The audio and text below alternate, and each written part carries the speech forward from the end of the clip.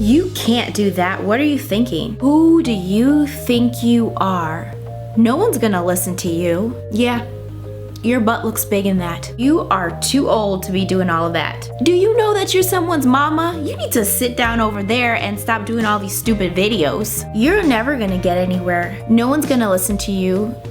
You're too young. We all hate bullying, and we know that it can result in some traumatic things if it goes on for too long. We know that it's wrong. We get all up in arms if we find out that someone is being bullied, and we want to put a stop to it right away. Bullying is such a big deal that they have forums and panels and educational material on it. But today I want to talk to you about a type of bullying that flies under the radar. Bullying that we might miss. Bullying that we do to ourselves. So today I'm bringing you an anti-self-bullying video for you.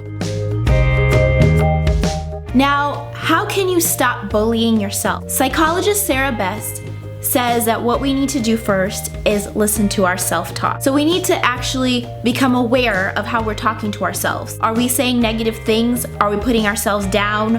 Are we talking ourselves out of things? Are we being irrational? Well, the first thing that you have to do is actually take stock of what you are telling yourself. If you found out that you are being a bully to yourself, the next thing that you need to do is ask yourself, is it credible? Is it true? Healthy self-talk is rooted in reality. Unhealthy self-talk distorts reality. So one thing that I used to tell myself a lot is it's never gonna get better. When we first got married, when our finances weren't in order, when we would argue a lot, when I just couldn't see a future for my life, a lot of times I would think it's not gonna get better. I just couldn't imagine how things could possibly get better. But that's negative self-talk, because all I could do was see a negative outcome without paying attention to possible positive outcomes. So therefore, it was not rooted in reality. The other thing that you need to remember is that nobody's actually fully good or bad. No situation is just black and white. There's always some gray area. It's always important to look at all of the options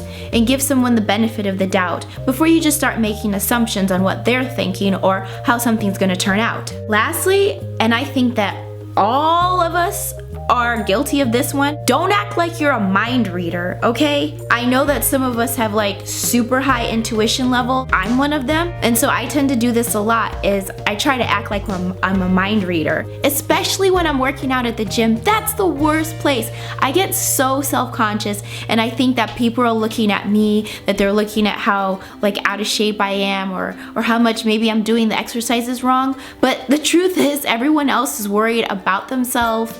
They're worried about their workouts, and if they're busy looking at me anyways, then they're actually not doing their job at the gym. You need to be able to challenge your thoughts. So when you listen to your thought, you decide if it's credible or not. You need to challenge it. A few years ago, when there was this big boom of YouTube and blogging, and people were starting to like make money and work with brands, they were starting to get a ton of followers, and then you'd see people popping out with books and brand deals and just doing all this cool stuff. And that was a time where I started dealing a lot with comparison, because I've always wanted to write a book since I was a little girl. So this wasn't a new dream. This was a dream that had been inside of me for decades. I became so obsessed with trying to get followers and subscribers, thinking for some reason that's how you write a book. That's what I was starting to see, was that people were publishing books once they were internet famous. Then I started to challenge it, and I can't believe it took me so long to think about this. So when I would tell myself, girl, you can't write a book, no one's following your blog,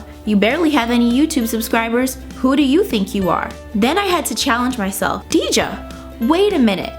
People have been writing books for hundreds of years without the internet. There is no reason that you can't write a book. So when I finally challenged that thought, things started to change. Now it would take a couple more years before I totally proved that thought wrong. But just to prove to you, you can write a book even if you don't have 1 million followers.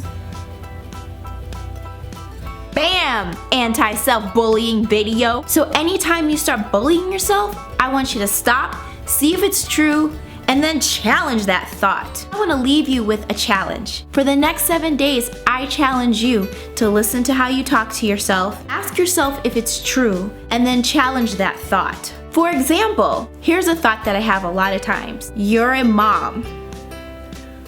Why on earth do you keep making these videos? social media is for young people. Okay, first of all, that's ridiculous, I know, but it's a thought that goes through my head. I'm a mom, true. But the fact is, I love telling stories. I love performing. I have my whole life. It's who I am. There's a lot of other moms out there making videos and telling their stories. Second of all, we need to tell our stories because it helps and inspires each other. Again, social media is not just for young people, and most importantly, social media platforms are being created by people who are my age and older, so no, social media is not just for young people. Obviously, learning a lot about social media and getting a positive message out there is a way to make a difference in the world. So yeah, I can be right here making this video.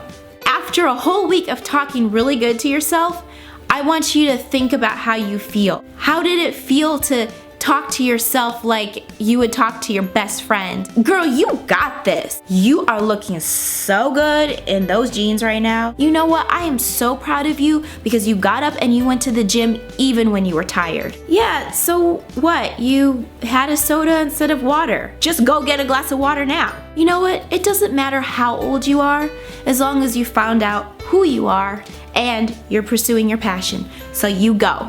Get it, good, get it, yay, you! If you're still hesitant about changing how you talk to yourself and quitting this bullying self thing, I'm going to leave you with the famous words of Yo Gabba Gabba. Try it. You'll like it. Hey guys, thanks so much for watching. If you liked this video on this topic of anti-self-bullying, give me a thumbs up, hit that subscribe button, and share it with your friends and family. And I'd love to hear from you. So go ahead and leave a comment below about your anti-self-bullying tip so that others can see. Have an awesome day, and I'll see you soon. Bye.